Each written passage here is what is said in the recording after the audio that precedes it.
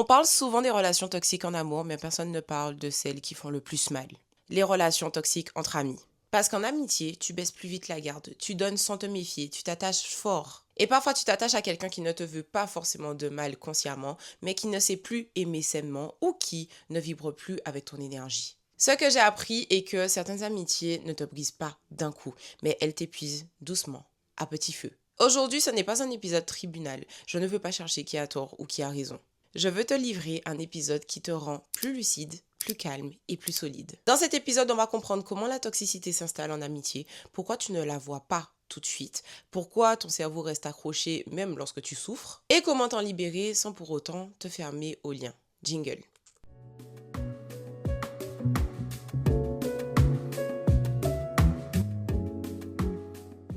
Hello hello et welcome dans un nouvel épisode sur la chaîne New Body Mind, le podcast qui développe ta puissance physique et mentale. J'avais trop hâte de traiter ce sujet. C'est vrai qu'on parle souvent des relations amoureuses, mais presque jamais des relations toxiques amicales, alors qu'on l'a tous déjà expérimenté au moins une fois dans notre vie. Ce que j'ai compris avec le temps est que l'amitié, ce n'est pas toujours des fous rires ou des cafés partagés, mais c'est une forme d'amour, sans contrat, sans serment, sans promesse officielle. Et c'est justement pour ça que l'amitié peut nous briser silencieusement.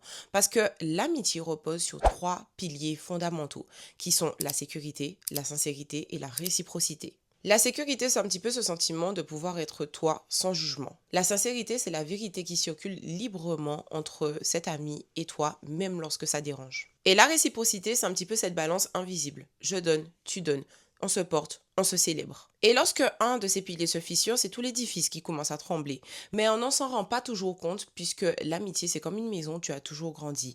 Tu ne vois plus les fissures puisque tu y es habitué. Une amitié devient toxique lorsqu'elle crée plus de dissonance que de régulation, c'est-à-dire tu ressors plus confuse que claire, tu ressors plus contractée que légère, tu te sens bizarre mais tu n'arrives pas forcément à mettre de mots sur ce que tu ressens. Et si tu ressens tout ça, c'est qu'il y a déjà un signal. On se dit parfois, ok, bon, c'est moi qui suis fatiguée, je me fais des films, sauf que parfois, c'est juste ton système nerveux qui essaie de t'alerter et qui te dit, ok, là c'est trop. Je vais être très claire avec toi, ton corps, c'est avant toi. Les tensions dans la nuque, la boule au ventre, les soupirs après l'avoir vu, une fatigue constante après une conversation normale. Ton corps devient clairement un radar émotionnel. Et ce radar bip à chaque fois que tu te trahis en silence. Et maintenant, je vais te partager mes 4 signaux invisibles d'une relation amicale qui déraille. Le premier signe que tu peux ressentir est que tu te sens coupable d'aller bien, comme si ta joie créait un malaise dans votre relation. Tu rencontres peut-être cet ami, toi tu es heureuse de partager une nouvelle, mais tu sens comme une micro-friction. Deuxième signe qui est un petit peu plus hard, c'est que tes réussites créent de la dissonance. En gros, lorsque tout va bien pour toi, elle te contacte moins et où elle change d'énergie comme si ton bonheur lui rappelait quelque chose de douloureux chez elle. Troisième signe, tu ressors vidé au lieu d'être nourri, comme si chaque échange te prenait quelque chose au lieu de t'en donner. Et enfin, le 4e signe, tu excuses son comportement à sa place. Elle est stressée, elle est fatiguée, ça va passer, c'est moi qui me fais des films. Mais cela fait combien de temps que tu attends que cela passe? Et il y a une scène tellement universelle, cet ami qui te dit «Je suis contente pour toi», mais tu sens au fond que c'est bizarre. C'est subtil, c'est juste un regard, c'est juste un micro froid. Et toi, tu te dis «Ok, c'est bon, je me fais des films, je suis folle». Sauf que souvent, ce n'est pas le cas. Souvent, c'est de la rivalité tout simplement inconsciente. Pas forcément parce que cette personne est méchante, mais parce que parfois, lorsque tu évolues, tu réveilles chez l'autre ce qu'elle évite de regarder. Et c'est à ce moment précis que tu dois retenir que certaines amitiés ne t'écoutent pas, mais elles te scannent. Elles ne sont pas forcément avec toi, mais elles sont juste en train de se comparer, de se positionner ou de mesurer. Ok, donc maintenant qu'on a posé les bases et les signes, la vraie question que tu te poses peut-être, c'est pourquoi je ne l'ai pas vu plus tôt? Pourquoi je reste attachée à cette personne? La toxicité en amitié commence rarement comme une agression. Les relations les plus douloureuses sont celles qui, au début, avaient l'air les plus vraies. Et je vais te raconter une histoire que j'ai vécue. Je me souviens d'une amitié où à chaque fois qu'on se voyait, je repartais plus lourde qu'au début. Mais je me disais toujours, ok, c'est moi qui suis trop sensible. En gros, tu minimises tes ressentis, tu te fais toute petite et tu rationalises. Sauf qu'un jour, tu comprends quelque chose d'essentiel. Lorsque ton corps te répète la même fatigue au contact de la même personne, ce n'est pas un hasard. Et le piège dans lequel tout le monde tombe, c'est la nostalgie. Tu te rappelles des débuts, des fous rires, des confidences, des «tu es ma sœur». Alors, ton cerveau refuse directement de voir que la relation, elle a changé. Et là, il fait quelque chose de très humain. Il s'accroche aux souvenirs. Parce que l'amitié active de vrais circuits d'attachement. Tu associes cette personne à la sécurité, au refuge, au chez toi. Donc, même si aujourd'hui cela te blesse, ton cerveau, lui, continue de chercher l'ancienne version. Et ce qui fait que tu ne t'accroches pas forcément à la personne qu'elle est aujourd'hui, mais tu t'accroches à la personne qu'elle a été un jour pour toi. Et c'est ce qui rend la coupure si difficile, parce que couper, c'est perdre un nouveau repère. Et parfois, lorsque tu sens que ça glisse, ce qu'on fait, c'est que tu compenses. Tu donnes plus, tu t'excuses plus, tu fais plus d'efforts. En psychologie, ce comportement s'appelle la fawn response, autrement dit la réponse d'apaisement. Au lieu de fuir ou au lieu de te défendre, tu essayes de calmer, d'arrondir les angles, de sauver. Sauf qu'à force de sauver un lien bancal, tu finis par t'effacer du tableau. Et là, je te parle comme si j'étais ta sœur. Si tu es en train de te dire oui, mais elle a vécu telle ou telle chose. Oui, mais c'est un épisode, ça passera, c'est une période. Oui, mais c'est moi aussi qui abuse. Ok, tu peux avoir de l'empathie, mais tu ne peux pas non plus payer ta paix avec ton énergie. La frontière, elle est là. Donc maintenant, la vraie question est comment tu te protèges sans pour autant devenir froide, dure et sans cœur. Beaucoup de personnes confondent encore la protection avec la fermeture. Lorsque tu as trop donné, ton réflexe immédiat, c'est de construire des murs. Mais tu ne peux et ne veux pas être une personne fermée. Tu veux juste être une personne en sécurité dans tes relations, ce qui est tout à fait normal. Donc on va faire quelque chose de plus mature que de tout couper, tout bloquer ou tout supporter. On va poser une stratégie émotionnelle simple que j'appelle la distance régulatrice. Et j'adore ce concept puisqu'il est doux et à la fois très puissant. La distance régulatrice ne consiste pas à fuir, mais elle consiste à se calibrer. C'est choisir la bonne distance pour respirer, pour redevenir clair et pour ne pas être en hypervigilance. Parce qu'avant, qu'est-ce qu'on avait l'habitude de faire? Tout simplement, on analysait ses silences, on anticipait ses réactions, on check, on doute, on justifie des situations qui n'ont pas besoin d'être justifiées et cela nous prend une énergie folle. Donc, la distance régulatrice, c'est tout simplement de dire je t'aime peut-être ou je t'ai aimé, mais mon système nerveux mérite la paix. Alors voici les 3 étapes de la distance régulatrice.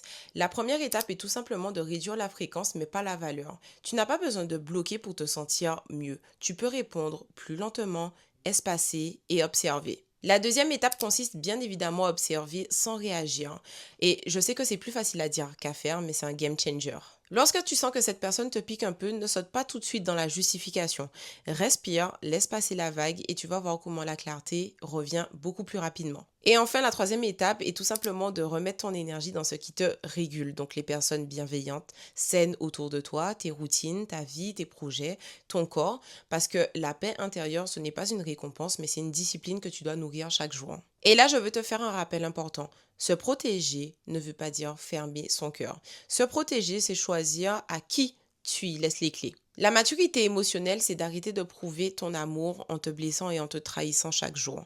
Donc, maintenant qu'on a la stratégie, encore une fois, c'est plus facile à dire qu'à faire, je veux mettre l'accent là maintenant sur le moment le plus dur qui arrive souvent après, que j'appelle le vide et le silence. Ce moment où tu te retrouves face à toi-même. Ce moment que j'appelle, moi, le reset du cœur et qui te permet de guérir sans armure. Puisque lorsque tu mets de la distance, tu ressens parfois un vide et ce vide, il peut faire peur au premier abord. Parce que cela ressemble tout simplement à une perte. Mais en réalité, souvent, ce vide, c'est ton espace intérieur qui revient à la normale. Notre corps garde les traces des blessures relationnelles, des jalousies masquées, des trahisons floues, des moments où tu t'es senti moins, où tu t'es senti de trop. Et parfois, même lorsque tu rencontres des personnes super géniales et bienveillantes, ton corps, lui, reste sur la défensive. Et c'est pour cela que je te le dis maintenant, ton cœur n'est pas cassé, mais il est juste conditionné. Et bonne nouvelle, ton cerveau apprend, mais il peut aussi désapprendre. Et tu peux clairement réassocier l'amour à la sécurité, sans naïveté et sans armure. Alors voici un exercice que je te propose et qui m'a énormément aidé dans ce genre de situation et que j'appelle la lettre à ton ancienne version. Ce qui m'a beaucoup aidé, c'est de faire une lettre à moi-même. Donc prends un carnet ou tes notes et écris à la version de toi qui a tout donné. Tu peux écrire quelque chose du genre merci d'avoir voulu croire en cette relation, merci d'avoir aimé cette personne à 100%, merci d'avoir tenu, mais maintenant je veux apprendre à aimer sans me perdre. Le but est clairement de poser ce que tu ressens, de respirer ce que tu écris, de ressentir ce que tu écris. Tu n'as pas forcément besoin de tout comprendre, mais tu as besoin de libérer ce que ton corps, lui, porte depuis trop longtemps. Et j'ai pris l'habitude de coupler cet exercice avec un mini rituel où je mettais la main sur mon cœur, je respirais et je répétais des phrases comme je peux être ouverte sans pour autant me sentir mal, je peux être forte sans être froide, je peux aimer sans me trahir en chemin. Le fait d'écrire noir sur blanc me permettait de faire remonter à la conscience ce que je ressens et à l'exprimer. C'est une manière simple de dire à mon corps qu'il peut déposer ce qu'il retenait et qu'il n'a plus besoin de se crisper pour aimer. Fais cet exercice et tu verras que tu laisseras passer les choses beaucoup plus facilement et que tu seras beaucoup plus claire et beaucoup plus légère. Et voilà, on arrive à la fin de cet épisode. Si tu dois retenir une chose, ce serait celle-ci. Ton corps et ton esprit ne te mentent jamais. Si tu te contractes au contact de la même personne à chaque fois, ce n'est pas un signal anodin. Et tu n'es pas obligé de rester dans un lien qui te prend plus qu'il ne te nourrit. Tu peux aimer très fort mais mettre une distance. Tu peux être fidèle sans t'abandonner. Tu peux garder ton cœur ouvert mais choisir mieux. Donc à partir d'aujourd'hui, fais un choix simple. Tu ne vas plus appeler loyauté ce qui te rétrécit. Tu ne vas plus appeler amitié ce qui t'épuise. Et tu ne vas plus appeler amour ce qui t'apprend à te trahir. Parce qu'au fond, tu ne guéris pas en te blindant, mais tu guéris en t'ancrant. Si cet épisode t'a parlé, n'hésite pas à me dire en commentaire si toi aussi tu as déjà vécu ce genre de situation et partage-le à une personne qui a besoin d'entendre ces mots. Si ce n'est pas déjà fait, abonne-toi pour faire partie de la communauté et d'ici là, prends soin de toi et on se dit à la prochaine pour un prochain épisode. Ciao ciao!